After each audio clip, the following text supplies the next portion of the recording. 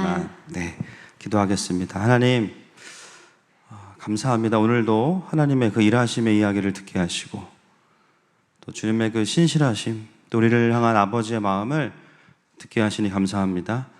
오늘 그 모든 영광이 교회를 통해서 확장되는 또 이 사도행전을 통하여서 우리에게 주시는 하나님 나라의 귀한 진리들을 받을 수 있도록 기름 부어 주옵소서. 예수님의 이름으로 기도합니다. 오늘 설교의 제목은 옥문은 열렸으나입니다. 사도행전 이제 25번째 시간입니다. 여러분, 안디옥 교회가 몇 년 만에 이렇게 그리스도인이라는 제자를 키워낼 정도로 성장했죠? 지난주에 나눴지만 1년이었습니다. 1년 동안 바나바와 사울이 주야로 1년 내내 티칭하고 또 기도 사역하고 또 회개하고 기름 붓고 이러면서 교회가 완전히 세워지는 것을 경험하게 됩니다. 그랬을 때 이제 그리스도인이라는 칭호를 안디옥에 있는 도시 사람들이 교회를 향해서 그 호칭을 이제 부르게 되고요. 그때에 이제 아가보가 예언하러 와서 흉년이 있을 것이다. 근데 그 지역이 어디냐면 예루살렘 지역 중심으로 흉년이 있을 것이다라는 예언을 듣고 안디옥 교회가 헌금을 해서 바나바와 사울의 손으로 예루살렘 교회로 보냅니다. 그래서 오늘 본문에 보시면요, 오늘 본문 마지막 절 한번 두 절 띄워주세요. 24절 25절 시작. 하나님의 말씀은 흥왕하여 더하더라. 바나바와 사울이 부조하는 일을 마치고 마가라 하는 요한을 데리고 예루살렘에서 돌아오니라.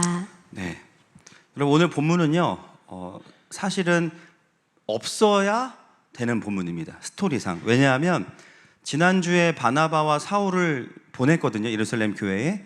그리고 헌금을 전달하고 오면 됩니다. 그래서 오늘 본문에 마지막 두 절과 연결시키면은요, 11장과 연결시키면 딱 맞아요. 그런데 중간에 오늘 이야기는 삽입이 되어 있는 스토리입니다.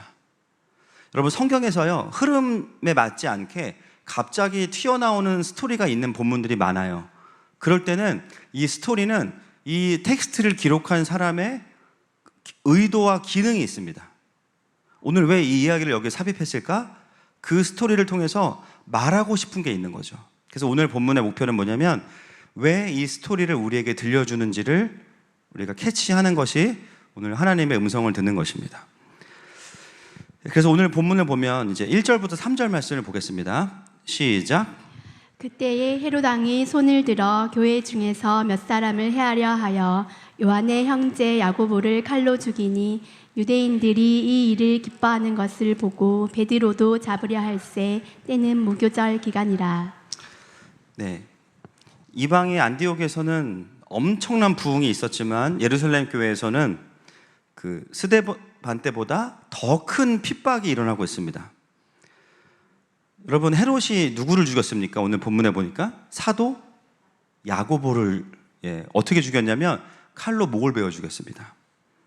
이게 로마의 참수형이기 때문에 여러분, 오늘 이 본문에 나와 있는 예루살렘의 이 핍박은 이전의 핍박과는 달라요. 이전의 핍박은 누가 핍박했냐면 유대인들 중심으로 핍박을 했어요.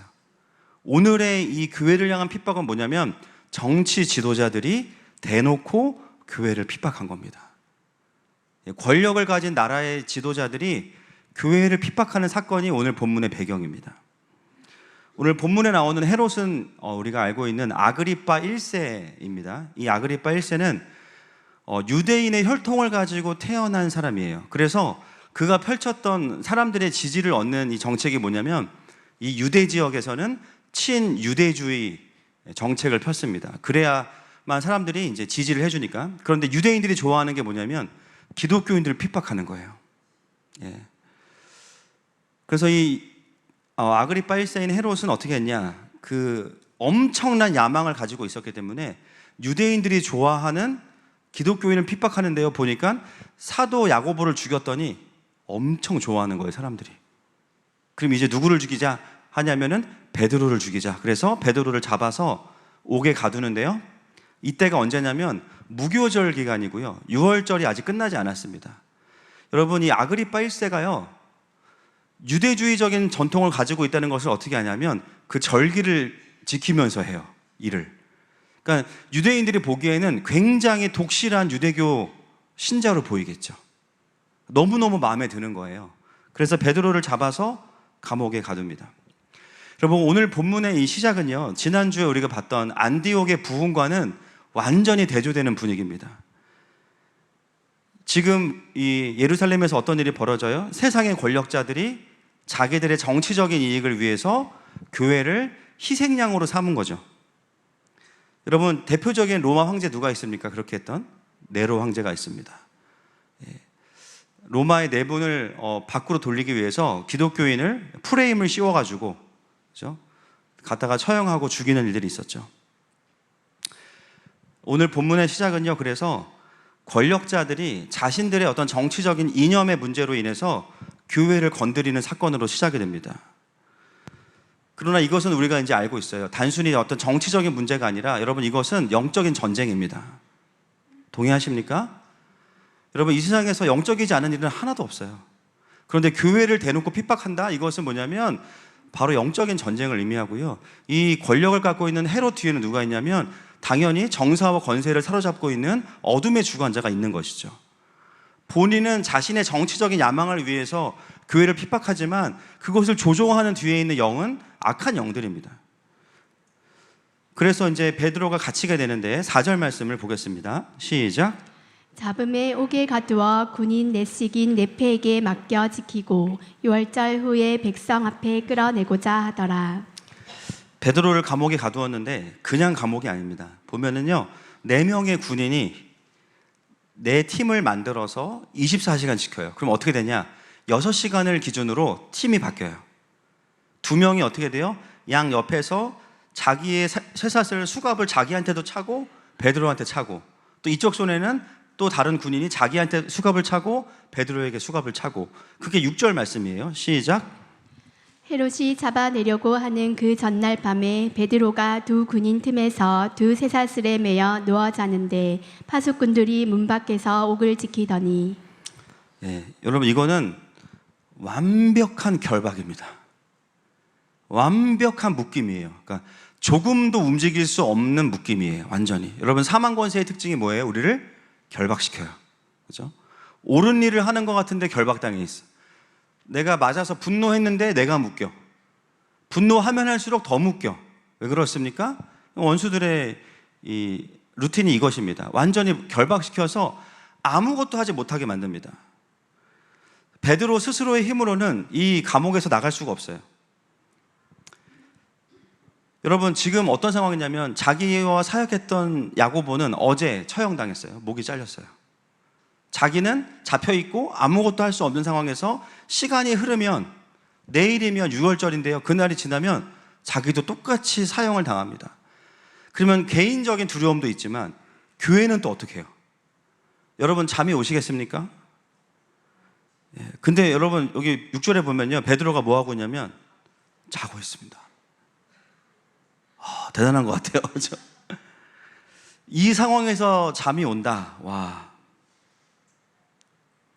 그런데 여러분, 생각해 보세요. 베드로가 이 상황에 잠을 잔다. 그러면은 제가 아는 베드로 형님은 코를 엄청 골 것 같아요. 그러면은 로마 군인들이 누가 누구를 지금 벌을 주는지 모르는 거예요. 이게 지금 이 쇠사슬을 지금 군인들이 끊고 싶고 나가고 싶고 막, 그 절체절명의 위기에서 베드로는 개인의 위기와 교회의 위기가 있지만 평안하게 자고 있는 모습을 보게 되는데, 그 이유가 그 앞절에 나와 있어요. 5절 말씀 보겠습니다. 시작. 이에 베드로는 옥에 갇혔고 교회는 그를 위하여 간절히 하나님께 기도하더라. 아멘. 단순히 베드로가 성격이 쿨해서 자고 있는 것만이 아니라, 여러분, 오늘 이 본문의 모습은 누구와 동일하냐면 풍랑이 있는 배 위에 그 고물 끝에서 주무시는 예수님의 모습과 맞닿아 있습니다. 제자들은 막 죽을 지경인데 예수님 주무세요. 멀미도 안 하시고 주무세요. 오늘 베드로가 평강하게 잠을 잘 수 있었던 이유는 뭐냐면 교회가 그를 위해 기도하고 있었기 때문입니다. 여러분, 하나님은요, 하나님의 일을 행하시지만 무엇을 통해서 일을 하시냐면 교회를 통해서 일하세요.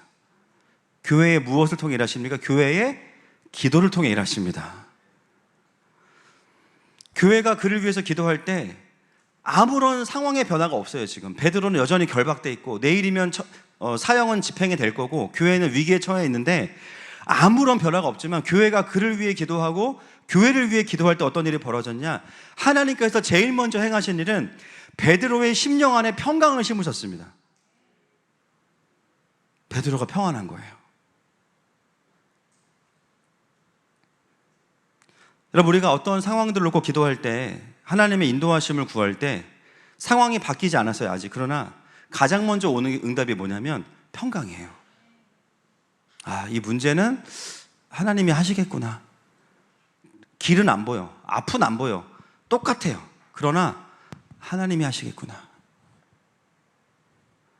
하나님은 하나님의 백성들이 그 하나님의 어떤 과정을 겪어가면서 문제에 눌리거나 묶이거나 어렵게 가는 것이 아니라 성령께서 주시는 평강 안에서 그 사망의 음침한 골짜기를 지나가게 하십니다.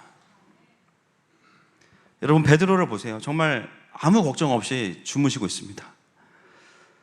여러분, 오늘 우리의 삶에 정말 소망이 보이지 않는 문제들이 있으시죠? 하나님이 먼저 여러분에게 평강을 부어주실 겁니다. 그 평강이 지금 먼저 부어질 것을 축복하고 선포합니다. 하나님 베드로의 마음을 깊이 잡고 계신 거예요. 그래서 두려움에 떨지 않도록. 여러분, 사도가 잡혀가서 막 두려워가지고 난리치면 가오가 상하죠, 그죠? 주님이 가오를 먼저 지키시는 거예요. 네가 죽더라도 그죠?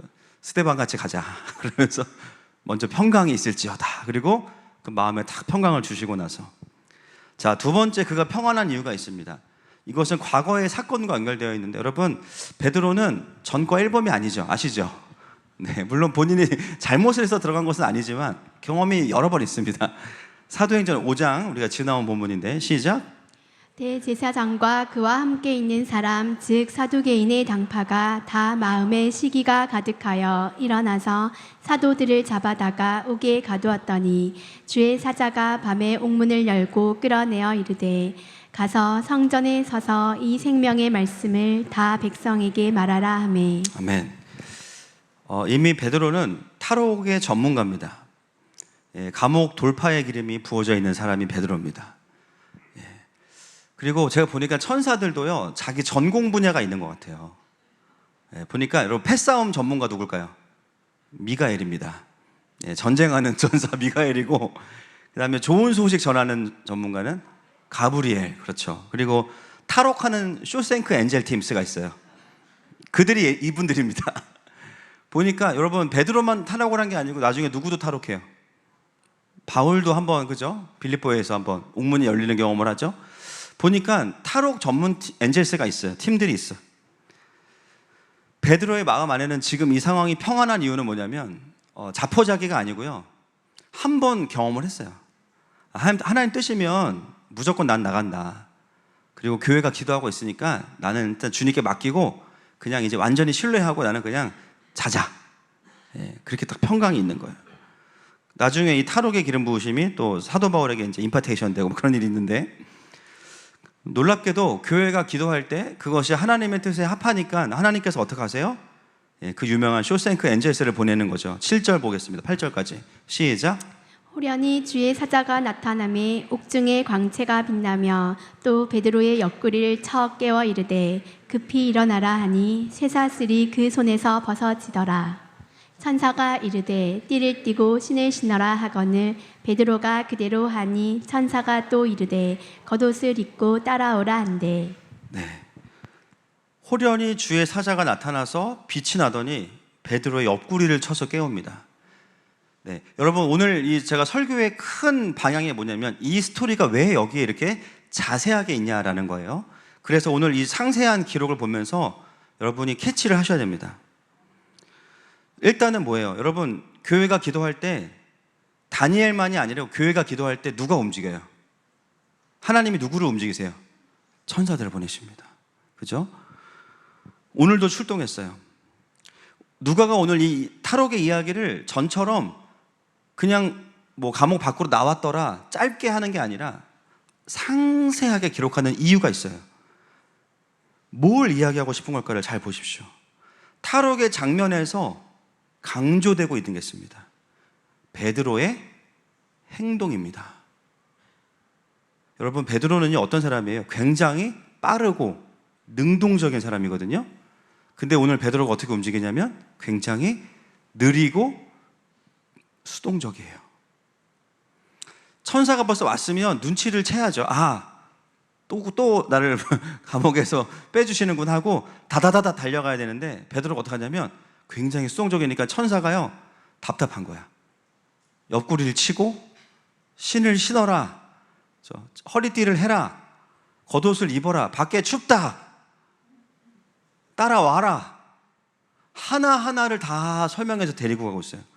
원래의 베드로의 모습과는 다른 겁니다. 여러분, 오늘 이 스토리가 강조하는 게 뭐냐면 베드로가 이전과는 다르다는 거예요.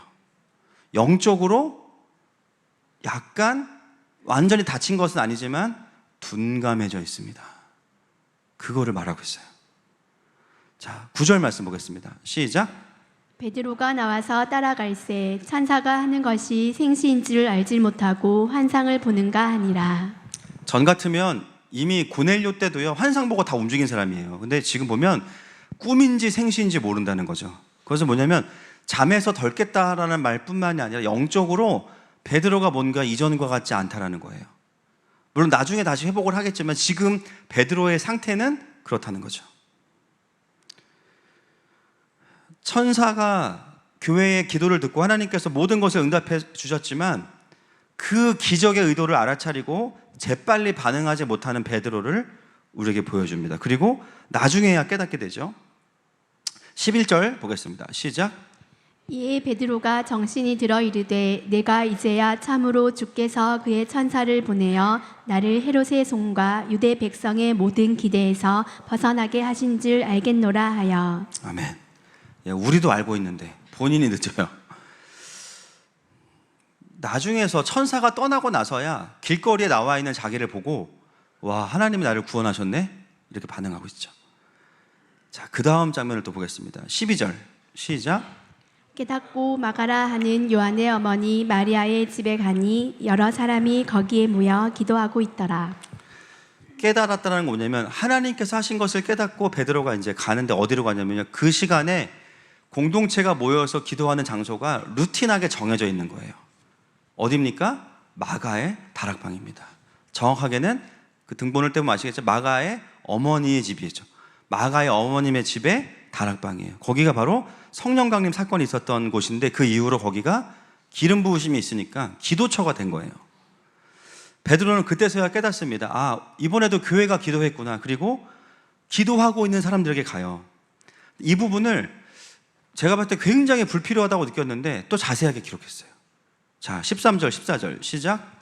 베드로가 대문을 두드린데 로데라 하는 여자아이가 영접하러 나왔다가 베드로의 음성인 줄 알고 기뻐하여 문을 미처 열지 못하고 달려 들어가 말하되 베드로가 대문 밖에 섰더라 하니. 너무 황당한 사건입니다. 그렇죠?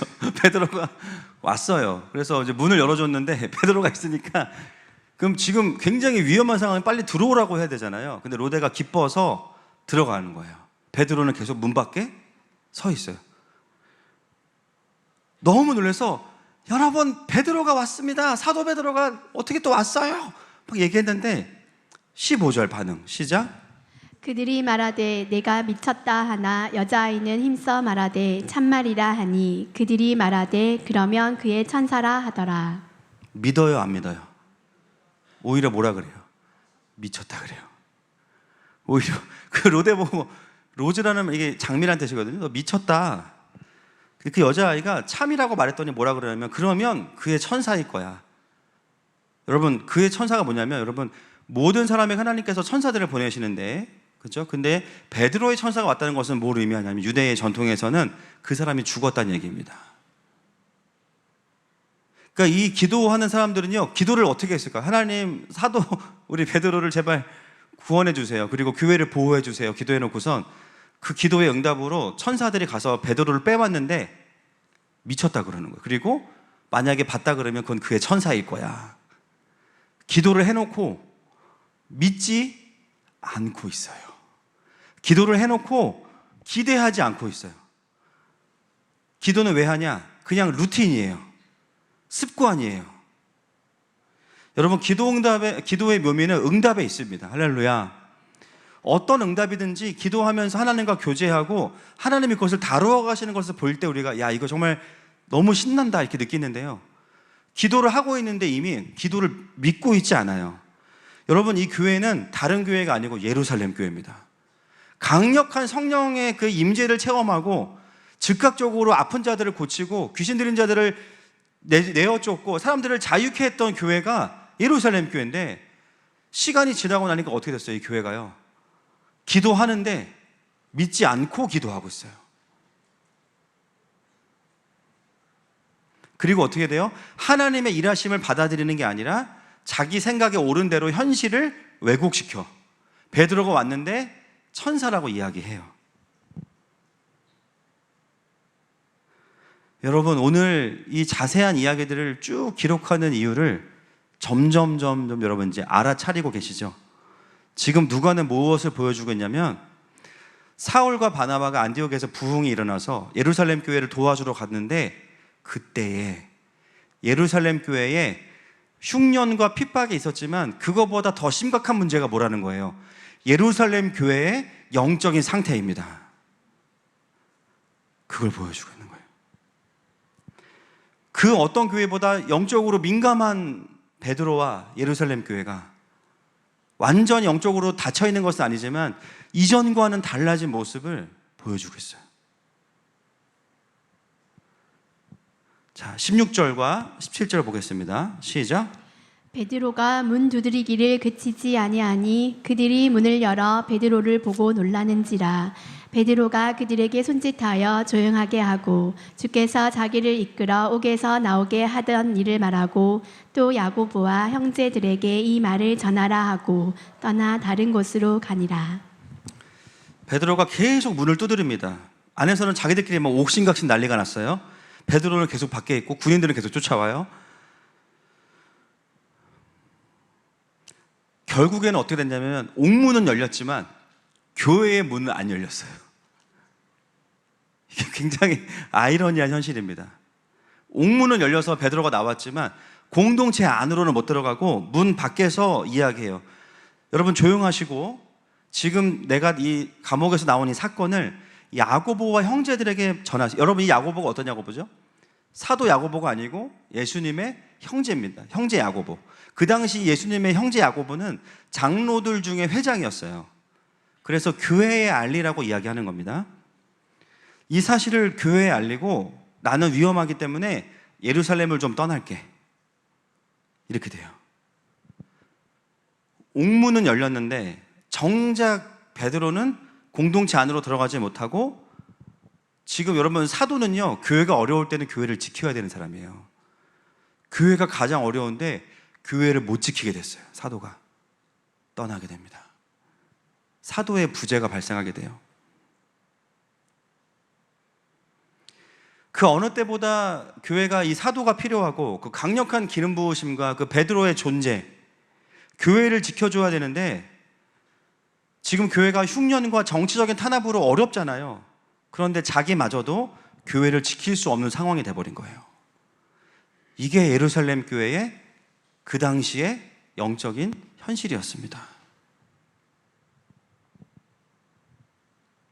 여러분, 예루살렘 교회가 그렇다고 뭐 당장 망하거나 그렇지 않아요. 그죠? 그럼에도 불구하고 성령의 영감을 받은 누가는 뭘 기록하고 보여주고 있냐면 예루살렘 교회가 이전 같지 않다는 겁니다. 그러면서 뭘 이야기하고 싶은 걸까요? 이제 사역의 촛대는 어디로 옮겨진다는 거죠?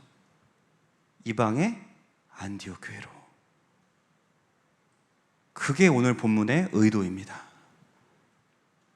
그토록 성령의 역사가 있었던 예루살렘 교회도 어느 순간이 되니까 이전과 같지 않고, 그러나 그 촛대는 안디옥으로 옮겨졌다는 거예요.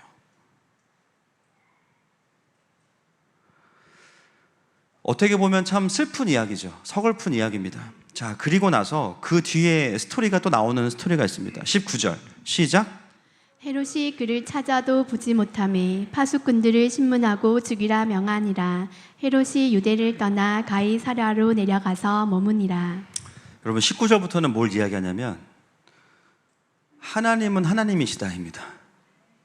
여러분 오늘 본문의 시작이요, 헤롯의 그 정치적인 광기, 야망과 그 강력한 로마의 군인들의 삼엄한 경비로 시작이 됐는데 끝에 가니까 어떻게 되냐면 그들을 하나님이 심판하시기 시작해요.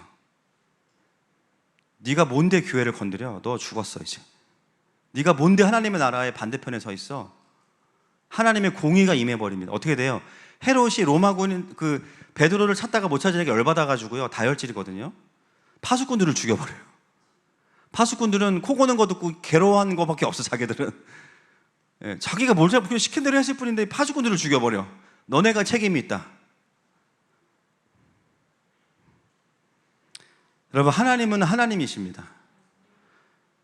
여기서 뭘 말하고 있냐면 예루살렘 교회와 베드로는 조금 상황이 어려워졌지만 하나님은 별개로 일하시는 분이라는 거예요. 여전히 그 도시 안의 주인은 하나님이십니다. 그래서 파수꾼은 처형되고요. 그 다음 이야기를 보겠습니다. 20절부터 23절 시작.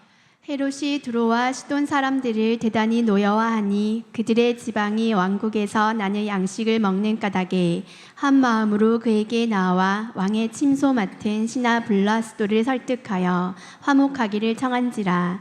헤롯이 나를 택하여 왕복을 입고 단상에 앉아 백성에게 연설하니 백성들이 크게 부르되 이것은 신의 소리요 사람의 소리가 아니라 하거늘. 헤롯이 영광을 하나님께로 돌리지 아니하므로 주의 사자가 고치니 벌레에게 먹혀 죽으니라. 와, 진짜 무섭죠. 여러분 이게 어떤 상황이냐면 헤롯이 두로와 시돈과 사이가 안 좋았어요. 왜냐하면 추측하기는 두로와 시돈은요 무역을 하는 도시입니다. 그러니까 뭔가 헤롯과 무역을 하는 과정에서 헤롯이 마음이 상한 거예요. 근데 보니까 갈릴리에서 나는 그 곡식들을 바닷가 지역이라서 이제 신선한 야채가 없거든요. 그거를 이제 서로 교류를 했는데 헤롯이 열받으니까 야 저기 쌀 끊어, 그리고 샐러드 끊어, 딱 그런 거예요. 그랬더니 두로와 시돈이 이제 죽을 지경이니까 어떻게 했냐면 가장 헤롯에게 가까이서 일하는 사람이 누구냐, 그의 침소를 맡은 신하 블라스도를 설득해서 로비를 합니다. 그 왕이 아침에 일어나서 기분 좋을 때 아니면 밤에 딱 술 한잔 드시게 하고 우리 얘기 좀 해줘. 그냥 지나가면서 헤롯 왕이시여 지금 그 두로와 시돈이, 그러면서 이제 뭔가 챙겨줬겠죠. 요트 한 대를 지금 벤츠로 사놨습니다. 그거 받으시고 마음을 좀 푸세요. 그랬더니 헤롯이 마음이 풀려서 연설을 합니다. 22절에 보니까 연설할 때 그 연설을 듣고 백성들이 뭐라 그러냐면 이것은 신의 소리요 사람의 소리가 아닙니다. 뭐냐면 헤롯을 하나님으로 추앙해요. 근데 문제는 뭐냐, 헤롯이 영광을 하나님께로 돌리지 아니함으로 이렇게 되어 있어요. 자기가 그 사람들의 추앙을 받아들입니다. 여러분 헤롯은 어떤 백그라운드를 가지고 있다고요? 유대교입니다. 적어도 하나님을 경외하진 않아도 하나님의 존재는 인정해요. 근데 그가 자기가 하나님의 자리에 딱 오르는 순간에 하나님은 기다리셨다가, 그리고 지금 여러분 하나님 뒤끝 장렬이시죠. 지금 이미 시작할 때 열받으셨어요. 그죠? 네가 뭔데 교회를 정치적으로 탄압해? 너 안 되겠다. 그리고 마음을 먹고 계셨는데 본인이 하나님의 자리에 딱 올라가는 순간 바로 주의 사자를 통해서 심판하시는 거예요. 근데 여러분 어떻게 죽었어요? 진짜 비참합니다. 천하를 호령하던 아그리파 1세가요 전쟁에서 전사한 게 아니라 벌레한테 물려 죽어. 그게 무슨 뜻이냐면 너는 벌레만도 못해.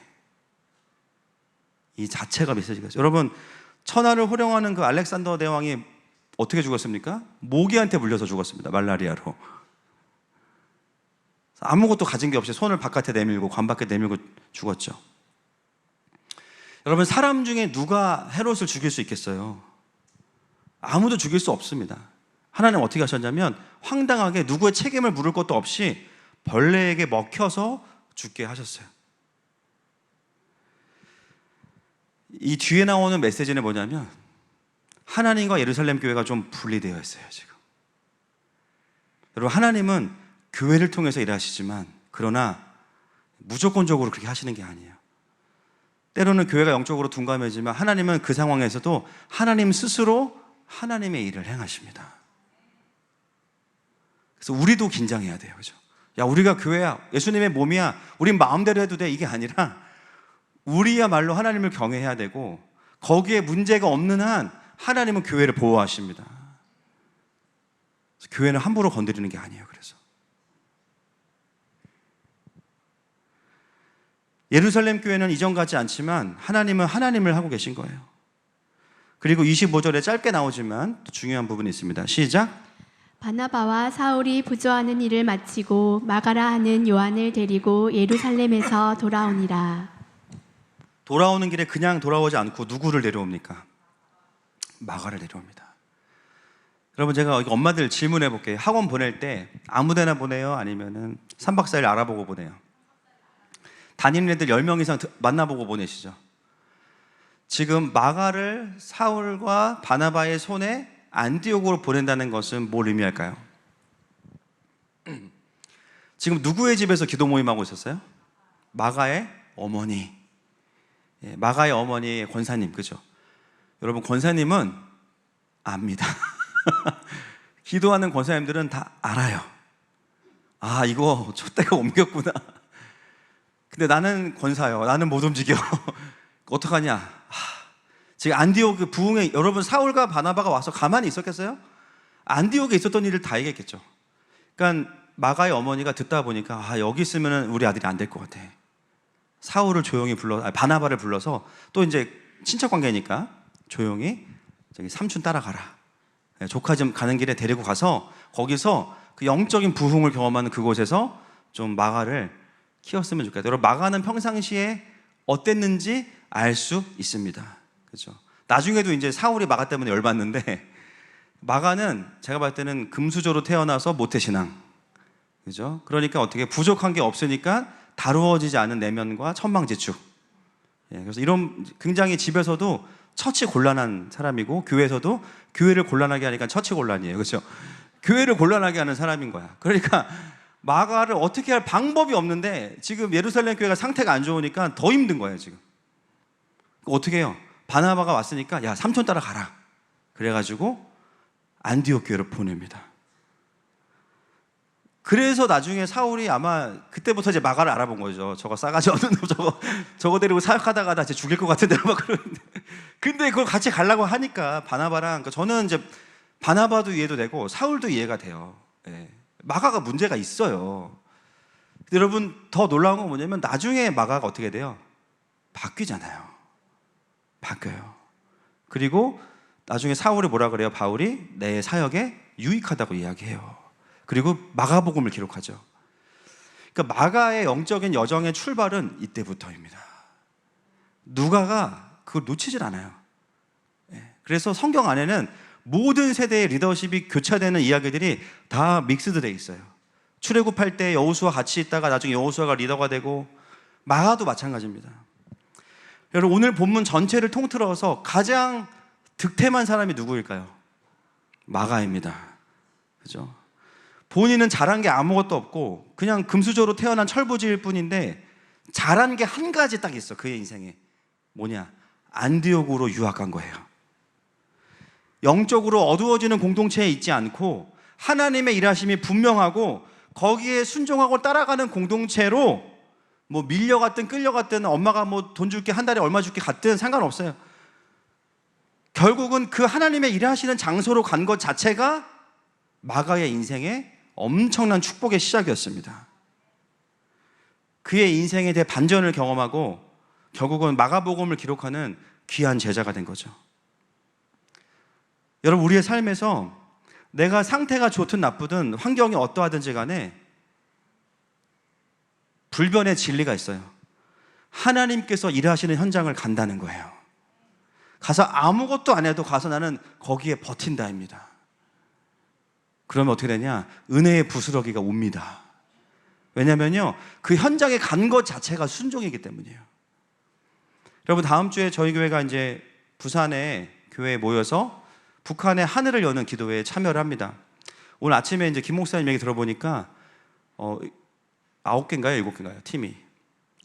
9개의 예배 교회에서 모여서 각자가 북한을 위해 기도했던 교회들이 북한에 대한 그동안의 기도 제목과 기름들을 다 쏟아붓는 시간이더라고요.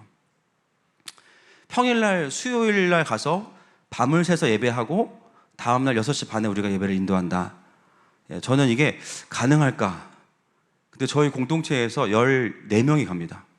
레이지파를 중심으로 14명이 가요. 그리고 가는 분들을 보면 못 갈 분들이 가요. 막 가정이 있거나 그리고 직장이 있거나. 아마 광고를 대대적으로 했으면 50명 갔을 것 같아요. 제가 그럴까 봐 광고 안 했습니다.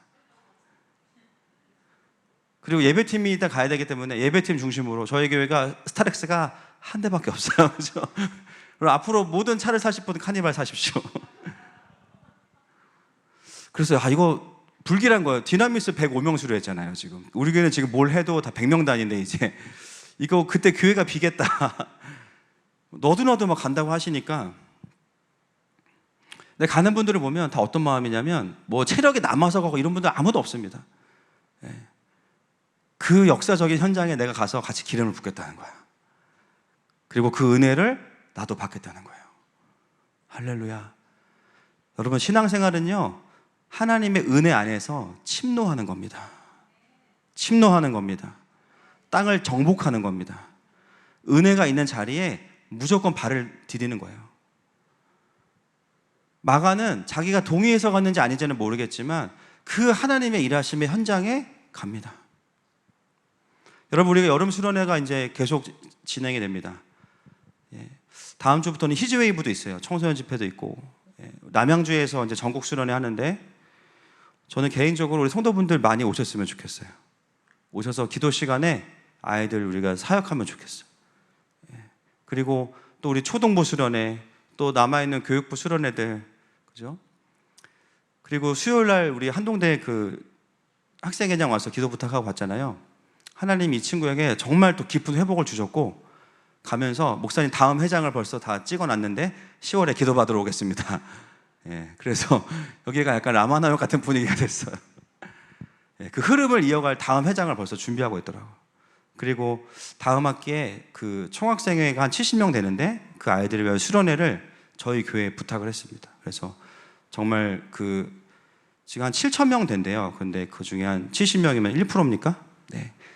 그 1%가 이 7,000명의 지금 캠퍼스의 부흥을 다시 기도하고 있고, 예배가 너무 많이 회복이 됐는데 그런 이야기들을 또 하는 걸 보게 됩니다.